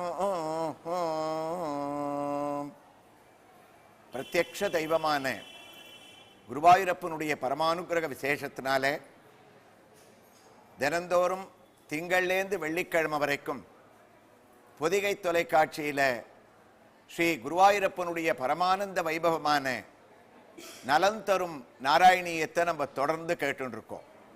இந்த நலம் தரும் நாராயணீயம்ன்றது நாம் ஒரு உபன்யாசமாகவோ இல்லை இந்த நாராயணீயத்தோட ஒரு வைபவமாகவும் கேட்பது தவிர இதை ஒவ்வொரு திருக்கோயில்கள்லேருந்து ஸ்ரீகிருஷ்ணன் சாநித்தியம் கொண்டிருக்கக்கூடிய கோயில்கள்லேருந்து இதை நம்ம கேட்டோம்னா கண்ணனுடைய திவ்ய தரிசனமும் நமக்கு கிடைக்கும். அதே சமயத்தில் நாராயணீயமும் நமக்கு செவிக்கு இன்பமாக இருக்கும்ன்ற ஒரு வகையில் இந்த வாரம் இன்றைய தினம் முதல் கொண்டு சென்னை நங்கநல்லூரில் பிரத்யக்ஷ தெய்வமாக அமைந்திருக்கக்கூடிய உத்தர குருவாயூரப்பன் என்று பக்தர்களால் அன்போடு அழைக்கக்கூடிய ஸ்ரீ குருவாயூரப்பனுடைய திருக்கோயிலேருந்தே நம்ம நாராயணீயத்தை கேட்கறதே இந்த வாரத்தினுடைய ஒரு சிறப்பு. சென்னையில் இருக்கக்கூடிய அழகான ஒரு கோயில்களில் ஒன்று 1975ஆம் வருஷம் இந்த குருவாயூரப்பனுடைய விக்கிரகமானது இங்கு எடுத்து வரப்பட்டு அதே வருஷம் முதல் கும்பாபிஷேகமானது இந்த இடத்துல நடைபெற்றது. நாம் தரிசித்துக் கொண்டிருப்பது உற்சவமூர்த்தியான ஸ்ரீ குருவாயூரப்பன். குருவாயூர் க்ஷேத்திரத்தில் சுவாமி எந்த அளவோ எந்த ஒரு சாநித்தியத்தோடு அமைஞ்சிருக்காரோ அதே ஒரு பாவத்தோடு இங்கே இருக்கிறதுனால இவருக்கு உத்தர குருவாயூரப்பன் பேர். தேவப்பிரஷ்டமானது பார்க்கப்பட்டு இந்த இடத்துல நவரத்னங்களும் பலவிதமான நாகங்களும் பொதிஞ்சிருக்குன்னு ஸ்ரீகிருஷ்ணனே குருவாயூருக்கு போய் அங்கே அவனை தரிசனம் பண்ண முடியலையேன்றவர்கள் குறை நீங்க இங்க ஸ்ரீ குருவாயூரப்பனாக நமக்கு காட்சி கொடுத்து கொண்டிருக்கக்கூடிய பட்டத்திரிக்கு செவி கொடுத்து கேட்ட குருவாயூரப்பன் நம்முடைய நலம் தரும் நாராயணீயத்தையும் இந்த வாரம் முழுக்க தனக்கே உண்டான ஒரு புன்சிரிப்போடு தன்னுடைய அபிஷேகத்தாலும் ஸ்ரீவேலி பிரதட்சணத்தாலும் இந்த உத்தர குருவாயூர்ல சுவாமி அவனுடைய திவ்ய தரிசனத்தோட நமக்கு நாராயணீயத்தை கேட்கறது நம்முடைய ஒரு வைபவம்.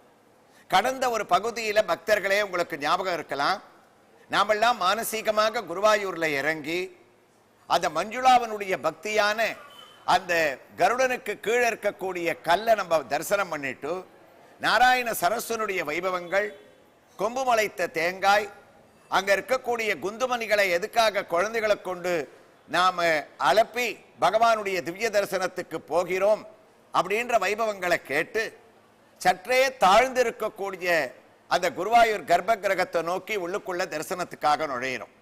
குருவாயூருக்கு போனவா எல்லாருக்கும் தெரியும், குருவாயூர் ஸ்தாபிதமான நாள்லேருந்து அவனுக்கு எதிர உள்ள வரக்கூடிய வழி ரொம்ப சின்னதா இருக்கும். ஒத்தர் பின்னர் ஒத்தராத்தான் நம்ம போக முடியும். அதுல தலையை குனிஞ்சுண்டு வணக்கத்தோட வரத்துக்காக குருவாயூரப்பன் அந்த வாசப்படியை இன்னும் வசதிக்கவே இல்லை. அந்த ஒரு சூழ்நிலையில நாம் குனிஞ்சு அந்த கர்ப்ப கிரகத்தை நோக்கி அவனை தரிசனம் பண்ணணும்னு சூரியஸ்பர்த்தி கிரீடமூர்த்த திலகனாக இப்போ நமக்கு சுவாமி இந்த உத்தர குருவாயூரப்பனாக எப்படி தரிசனம் கொடுத்துட்டு இருக்காரோ அதே பாவத்துல அங்க இருக்கக்கூடிய உத்தம குருவாயூரப்பன் நமக்கு அந்த க்ஷேத்திரத்துல தரிசனம் அளிப்பானா அப்படின்ற ஒரு ஆவலோட கிருஷ்ணா, நாராயணா, குருவாயூரப்பா, என்னை ரட்சிக்கணும் என்ற ஒரு பக்தி பாவத்தோட நம்முடைய உடம்பானது செலுத்து குருவாயூரப்பனை தரிசனம் பண்ண போறோம், அவனுடைய சன்னிதானத்துக்கு அருகில வந்துட்டோம்னு நம்ம அப்படி உள்ள நுழையச்சே சற்று நம்முடைய கண்ணானது நம்முடைய இடது பக்கம் திரும்புறது. இடது பக்கம் ஒரு பெரிய திண்ணை, அந்த திண்ணையில ஒரு விளக்கேத்தி வச்சு அதுல ஒரு பெரிய செப்பு பட்டயத்தை நம்ம பார்க்கிறோம். அந்த செப்பு பட்டயத்துல நாராயண பட்டத்திரி அவர்கள் நாராயணியம் எழுதிய இடம், மேல்பத்தூர் நாராயணியம் எழுதிய இடம் அப்படின்னு அழகா அந்த இடத்துல போட்டிருக்க இடத்த நம்ம கையை தொட்டு வணங்கி நமஸ்காரம் பண்றோம். இதுதான் நமக்கு நாராயணியத்தினுடைய நாயகனான குருவாயூரப்பன். இவர் மூலமாக இந்த இடத்துல இருந்து தான் குருவாயூர்ல 100 நாட்கள் நாராயணியத்தை கேட்கக்கூடிய பரம சந்தோஷத்தை குருவாயூரப்பன் அடைஞ்சானா. அதனால நாம குருவாயூருக்கு போனோம்னா அந்த கர்ப்ப கிரகத்தை நோக்கி உள்ள நுழைஞ்ச உடனே சுவாமியை தரிசனம் பண்ணக்கூடாது. இடது பக்கம் திரும்பி மகான் பட்டத்திரி எழுதிய நாராயணியம் உருவான இடம், குருவாயூரப்பனுடைய சாட்சாத்காரம் 100 நாட்களும் 1036 தடவை தன்னுடைய கண் பார்வையை தலையசைச்சு அவன் செலுத்திய இடம்னு பட்டத்திரி மண்டபத்தை நம்ம தொட்டு ஒத்திக்கணுமா. அதனால தான் அந்த இடத்துல தமிழ்லையும் மலையாளத்திலையும் ஆங்கிலத்திலையும் இந்த இடம் புனிதமான இடம்னு எழுதி வச்சிருக்கா.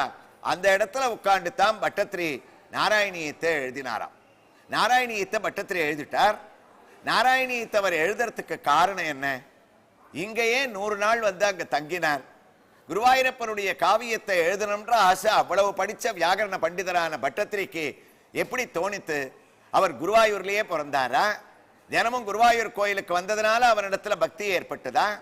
இல்ல வேற எங்கேயாவது பிறந்து யார் மூலமாவது அவர் மனதானது செலுத்தப்பட்டு இந்த குருவாயூர்ல வந்து இங்க உட்கார்ந்தாரா? இந்த கேள்விகள் எல்லாம் நம்ம மனசுல அந்த பட்டத்திரி மண்டபத்தை பார்த்த உடனே, நாராயணியம்னு ஞாபகம் வந்த உடனே நாராயண பட்டத்திரியை நோக்கி நம்முடைய மனசு போகணும். ஏன்னா ஒரு காவியத்தை நம்ம அனுபவிக்கிறோம்னா அதுல முதல் நாளே நம்ம சொல்லியிருக்கோம் அந்த காவியம் உருவான இடத்தினுடைய சிறப்பை. இரண்டாவது, காவிய நாயகன் யாரோ குருவாயூரப்பன், அவனுடைய பெருமையை சாந்திரானந்தன்னு பட்டத்திரி ஆரம்பிச்சுட்டாருன்னா 100 தசகமும் குருவாயூரப்பனுடைய பெருமை தான். நாம நேர சாந்திரானந்தாவை ஆரம்பிச்சு குருவாயூரப்பனுடைய பெருமையை கேட்கறதுல பிரயோஜனமே இல்லையா. எந்த ஒரு காவியமா இருந்தாலும் அவதாரிகையை கேட்கணும். ராமாயணம்னு ஆரம்பிச்சோன்னு சொன்னா வால்மீகி மகரிஷி வேடனுக்கு சாபம் கொடுத்தது, நாரதர் வந்து அவருக்கு சுருக்கமா ராமாயணத்தை உபதேசம் பண்ணது, பிரம்மா வந்து உபதேசம் பண்ணது, லவகுச்சால் கதையை அவர் எழுதி ராமாயணத்தை நமக்கு அறிமுகப்படுத்தினதுன்ற பூர்வ சரித்திரங்கள்லாம் வரும். பாகவதம்னு எடுத்துட்டோம்னா பரீட்சித்து கரிக்கட்டையா பிறந்தது, பகவான் திருவடியை வச்சு கண்ணனவனை எழுப்பினது, மைத்துனன்மார் காதலியை மயிர் முடிப்பித்து அவர்களையே மன்னராக்கி உத்தரைதன் புதல்வனையும் உய்யக்கொண்ட உயிராளன் உறையும் கோயில்னு அவனுக்கு 7 நாள்ல தக்ஷகன்ற பாம்பு கடிக்கும்ன்ற சாபம். அதனால கங்கை கரையில் அவன் உட்கார்ந்தது, சுகர் அந்த சமயத்துல வந்தது, அவனுக்கு பாகவதத்தை உபதேசம் பண்ணதுன்னு இத்தனை பூர்வ கதைகள் இருந்தா தான் பாகவதம் நமக்கு என்னன்னு புரியும். நேர பாகவதம்னு முதல் ஸ்லோகத்தை ஏன் சார் ஆரம்பிக்கலன்னா அது முடியாது. ராமாயண முதல் ஸ்லோகத்தை ஆரம்பிக்க முடியாது. எல்லாத்துக்குமே ஒரு அவதாரிகை, அந்த அவதாரிகையை ஒரு புக்குன்னு இருந்தா கூட அதுக்கு ஒரு ப்ரிஃபேஸ்ன்னு இருக்கும், ஒரு அறிமுகம் இருக்கும். அதுல படிச்சாலே அந்த புக்ல பின்னாடி என்ன வர போறதுன்ற ஒரு சுருக்கம் இருக்கும்.